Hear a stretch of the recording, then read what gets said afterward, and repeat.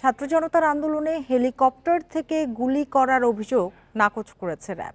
তারা বলছে তখন ছোড়া হয়েছিল শুধু টিয়ার শেল ও সাউন্ড গ্রেনেড। সকালে কারওয়ান বাজারে এক সংবাদ সম্মেলনে কথা জানায় তারা। তবে সাগররুনি হত্যা মামলার তদন্তে কোনো গাফিলতি ছিল কিনা সে প্রশ্ন এড়িয়ে যান র‍্যাব মুখপাত্র।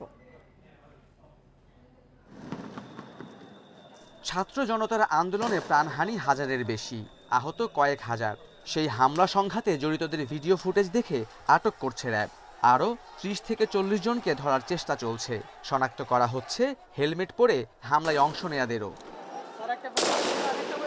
তবে পরিস্থিতি নিয়ন্ত্রণে তখন হেলিকপ্টার থেকে র‍্যাব গুলি করেছে কিনা এ প্রশ্নে তারা বলছে, গুলি নয়, ছোড়া হয়েছিল টিয়ার শেল ও সাউন্ড গ্রেনেড। আমাদের যে সকল অস্ত্র ইন আউট রেজিস্টার আছে, তারপর যেখানে রেজিস্টারগুলি আছে সেগুলো বিশ্লেষণ করা হয়েছে।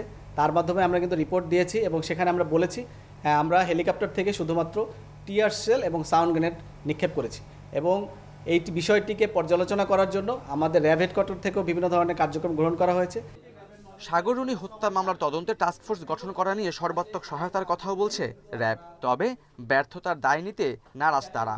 যে এখানে আরও এক্সপার্ট দরকার, বিভিন্নভাবে যারা এই সকল কাজে পারদর্শী তাদেরকে এখানে অন্তর্ভুক্ত করে আরও একটি বড় আকারের তদন্ত টিম গঠন করার জন্য স্বরাষ্ট্র মন্ত্রণালয়কে বলা হয়েছে এবং তারা এই বিষয়ে কাজ করবে। কাজ করে একটা নির্দিষ্ট সময় ৬ মাসের একটি সময় দেওয়া হয়েছে, যেটি এপ্রিল মাসে তাদেরকে জমা দেওয়ার জন্য বলা হয়েছে। এবং সেই বিষয়ে যদি র‍্যাবেরও কোনো সহায়তা লাগে আমরা প্রস্তুত আছি, আমরাও সেখানে সহায়তা করব। এছাড়া দুর্গাপূজায় অপ্রীতিকর পরিস্থিতি এড়াতেও প্রয়োজনীয় ব্যবস্থা নিচ্ছে র‍্যাব। আর বিসর্জনের দিন থাকছে জোর নিরাপত্তা। আমরা সর্বদা প্রস্তুত আছি। Khaled Raihan, independent news, Dhaka.